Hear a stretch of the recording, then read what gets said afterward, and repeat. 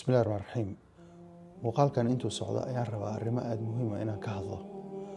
Horta qoradan carabta ah mar badan ayuu muuqaalkooda iga hor imaaday ayagoo cuntooyin fara badan intay soo bandhigaan oo hataa muuqaalo hore hataa waxaan arkay ayagoo la daadinayo.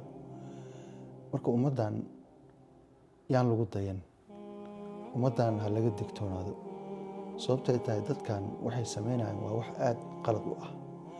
إلهي سبحانه وتعالى في سورة التدواد آيات الصدر يكواد وسورة العراف وكلوا واشربوا ولا تسرفوا عنا عبا ها حد قد بنا صوبته إلهي سبحانه وتعالى ما جعل كوا حد قد بنا إلهي سبحانه وتعالى آياتنا من نقول يا عنتظى إن كعبضا هداد عنتد إن كوغفرا إن عنتد أيال روا إن أن كوغفرا أو كعبضا هداد عنتد وإسراف cuntadana wixii soo hara la daadina waa xadgudub.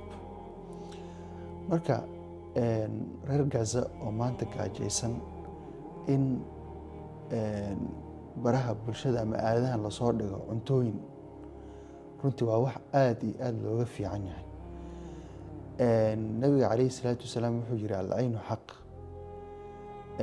Marka arrinkan ha laga digtoonaado.